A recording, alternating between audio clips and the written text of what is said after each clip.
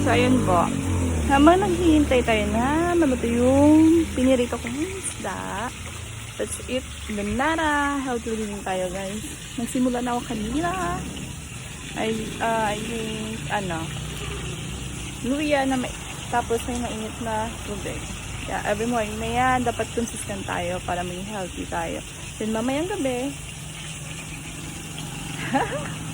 loading. Tapos mamayang gabi, yung bawang na naman, tsaka mainit na tubig.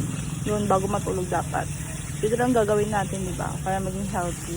Let's try. Let's see kung anong kita lalabasan. Mas maganda yung well prepared, tsaka yung iniingatan habang bata pa yung katawan natin, yung kalusugan natin, diba? Para healthy, para at the end of the day or in the future or maging matanda na tayo, diba? Wala masyadong maintenance. Okay, eating banana. Okay. Ako lang isa kasi umalay si kuya bumili ng juice. Sabi niya, pinapili niya ako kung yun? Anong flavor ng juice? Kasi ayaw niya ng dalandan. So ayaw niya, pinili ko siya sa either mango or pineapple.